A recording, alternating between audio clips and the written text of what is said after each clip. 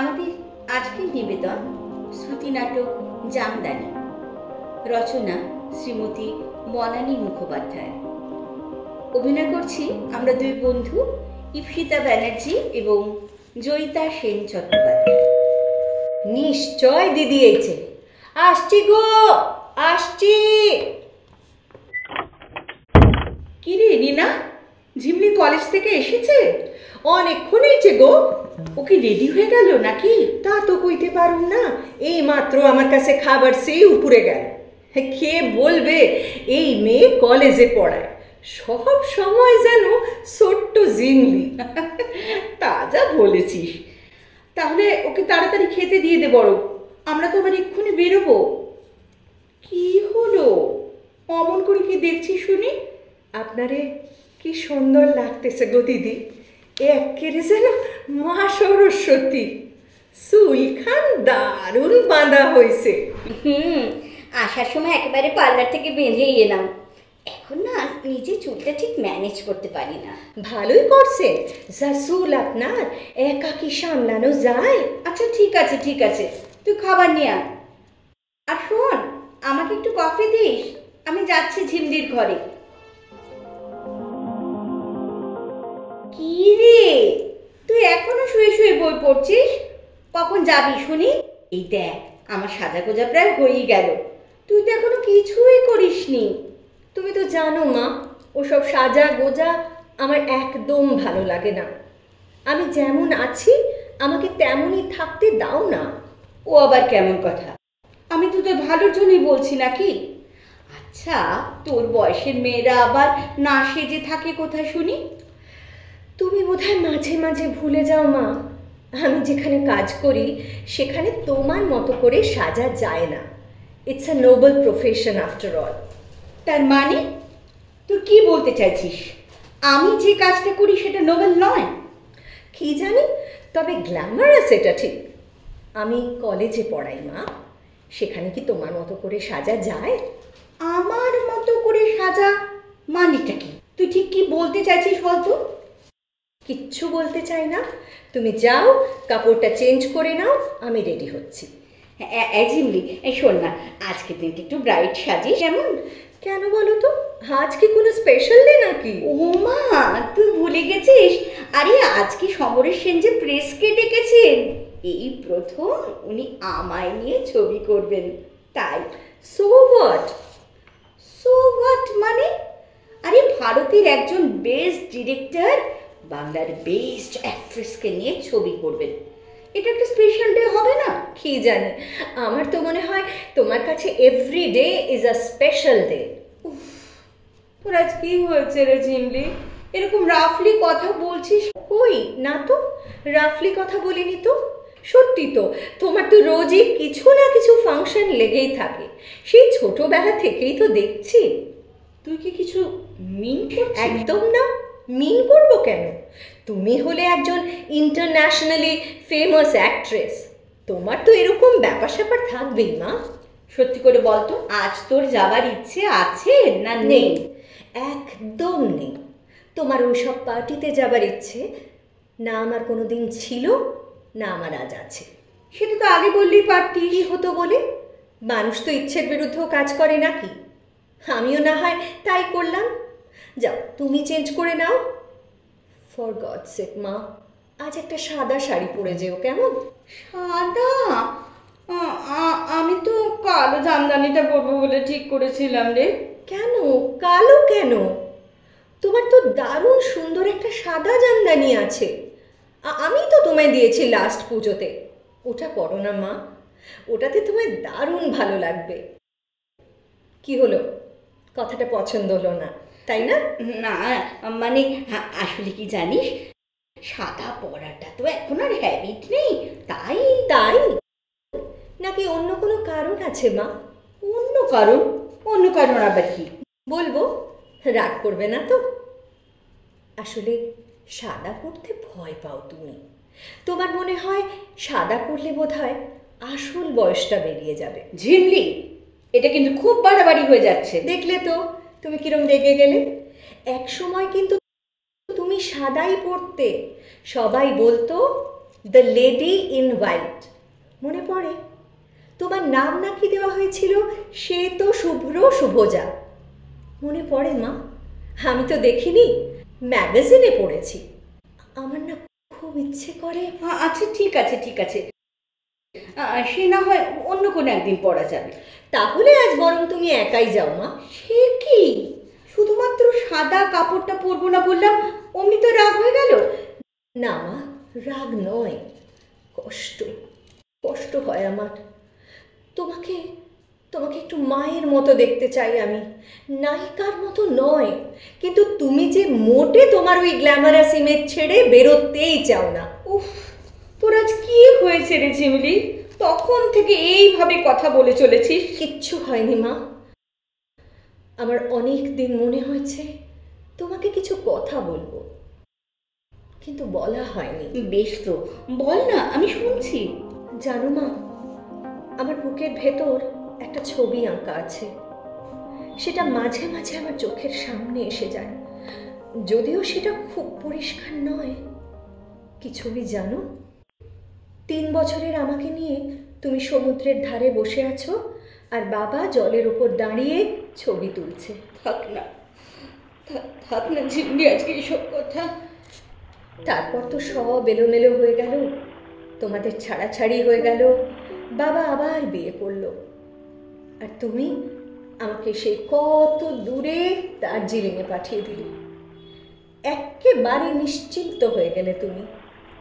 আচ্ছা মা, তোমার একবারও মনে হলো না অত দূরে এইটুকু মেয়ে কি করে একলা একলা থাকবে? একটুও মনে হলো না? হয়েছিল, মনে হয়েছিল ঝিমলি।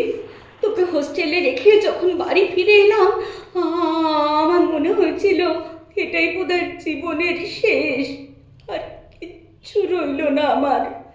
চারিদিকে শুধু তোর জামা, তোর খেলনা, তোর ছবি, শুধু তুই তুই আর তুই। জানিস জানিস এমনি তোর ছোট্ট বালিশটাকে বুকের ভেতর নিয়ে কতদিন শুধু কেঁদেছি কেঁদেছি। আর তারপরেই ব্যস্ত হয়ে গেছো তোমার নিজের জগতে, একটার পর একটা ছবিতে সাইন করেছো, আর নাম যশ অর্থের আড়ালে বুকের ভেতরের কান্নাটাকে মুছে ফেলতে চেয়েছো।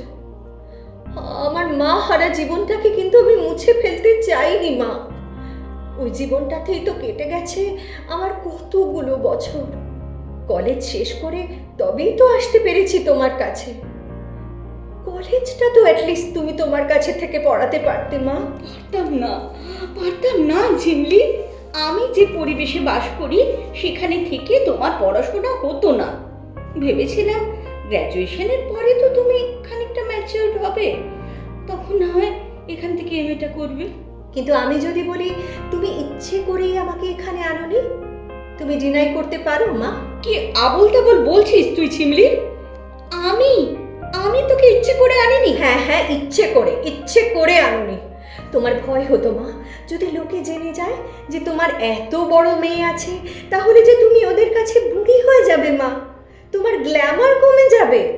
তুমি যে বড্ড সুন্দর মা, তুমি বাংলার মোস্ট বিউটিফুল হিরোইন, তাই না? হ্যাঁ, তাই তাই তাই ছোট্টবেলা থেকে আমি শুনেছি সুন্দর সুন্দর, আমি খুব সুন্দর। এই সুন্দর সুন্দর শুনতে শুনতেই বড় হয়েছি আমি। যখন ছবিতে কাজ করতে এলাম তখন শুনলাম আমার মতো সুন্দরী নায়িকা নাকি বাংলা ছবির জগতে এর আগে আর আসেইনি। আমার ভালো লাগতো চিমলি, আমার ভালো লাগতো, আমি এনজয় করতাম। তারপর তুই যখন একটু বড় হলি তখন সবাই বলতো আপনি ওর মা, আপনাকে দেখলে মনে হয় ওর দিদি। ইয়েস, দ্যাট ভেরি ওয়ার্ড, দিদি, বড় বোন। হস্টেলে থাকতে থাকতে যখন শুনতাম তোর মাকে দেখলে মনে হয় তোর দিদি, তখন আমার মনে হতো কেন মা মনে হবে না, কেন কেন শুধু দিদি মনে হবে? তুমি এনজয় করতে, তুমি আনন্দ করতে। মাগো, যখন ওই আনন্দের ছোঁয়ায় খুশির আবেগে তোমার মুখটা লাল হয়ে যেত, তখন তখন ওই লাল রঙের আগুনে আমার বুকের ভেতরটা পুড়ে ছাই হয়ে যেত। ঝিমলি, ঝিমলি, এসব তুই কি বলছিস? বলছি কারণ তোমার জন্য আমার বড্ড ভয় করছে মা। আমার জন্যে? হ্যাঁ মা, তোমার জন্য।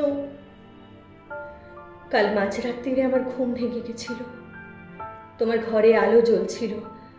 আমি জানালা দিয়ে দেখলাম তুমি চুপটি করে ড্রেসিং টেবিলের সামনে বসে আছো, এক দৃষ্টিতে দেখছো নিজেকে।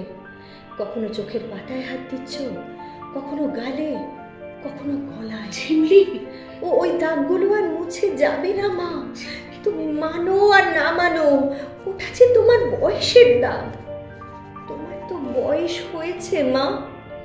ওই বলিরেখা ভগবানের দেয়া, ও দাগ কখনো যায় না। ড্রেসিং টেবিলে তোমার থরে থরে সাজিয়ে রাখা বিদেশি ক্রিমগুলোতেও যাবে না। কোনোদিন মা হতে চাওনি তো, তাই হয়তো ওই দাগগুলো তোমার চোখেই পড়েনি। Stop it Jhimli, stop it. অনেক অনেক হয়েছে, অনেক বলেছিস তুই। আর না, আর না। হ্যাঁ হ্যাঁ হ্যাঁ হ্যাঁ, আমি ভয় পেয়েছি বয়সকে মেনে নিতে। কারণ সমাজের যে সবচেয়ে উঁচু সিংহাসনটায় আমি বসে আছি, তার চারদিকে শুধুই রূপ আর রূপ। তোর ভাষায় শুধুই গ্ল্যামার, সেখানে ওই বলিরেখার কোনো জায়গা নেই। তাই তাই তো তোকে দূরে সরিয়ে রাখতে হচ্ছে আমাকে। তাই তো তোর দিদি হয়ে থাকতে চেয়েছি আমি, মা হয়ে নয়। কিন্তু আমার যে মা হতে ইচ্ছে করছে। আমি জানি মা, তুমি আমার বিয়ে দিতে চাও, কিন্তু দেবার সাহস নেই তোমার। একটা ছোট্ট বাচ্চার দিদা হবার সাহস নেই তোমার। ঝিমলি, এটা কিন্তু খুব বেশি বাড়াবাড়ি হয়ে যাচ্ছে। একটা কথা তোমায় পরিষ্কার জানিয়ে দিচ্ছি মা, নেক্সট সোমবার আমি বিয়ে করছি আমাদেরই কলেজের প্রফেসর সুপ্রতিম সেনকে। না, তোমায় কিচ্ছু করতে হবে না, আমরা রেজিস্ট্রি করব। না গো মা, ওই কালো জামদানি ছেড়ে লাল পাড় গরদ তোমাকে পড়তে বলবো না। কোনো দিন বলবো না আমাদের দুজনের মা হতে। কোনো দিন বলবো না একটা ছোট্ট বাচ্চার দিদা হতে। কোনো দিন বলবো না মা, কোনো দিন না। ঝিমলি, কি হচ্ছে কি এগুলো? যাও তুমি তোমার ওই স্বপ্নের জগতে চলে যাও। তুমি তোমার ওই ম্যাডাম বলা স্তাবকদের মাঝখানে থাকতে হবে না আমাদের কাছে। Please Jhimli, please. এবার তো একটু চুপ কর প্লিজ। একদিন কিন্তু ওরাই তোমাকে ছুঁড়ে ফেলে দেবে মা। ম্যাডামের প্রশস্তি করা ওই মানুষগুলো আর ফিরেও দেখবে না তোমায়।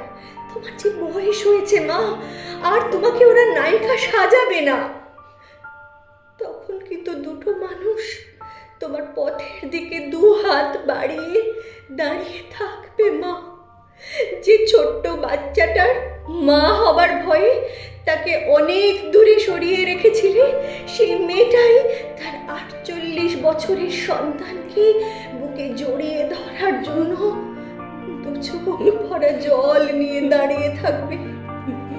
তখন তুমি এসো মা, তখন তুমি তার কাছে এসো।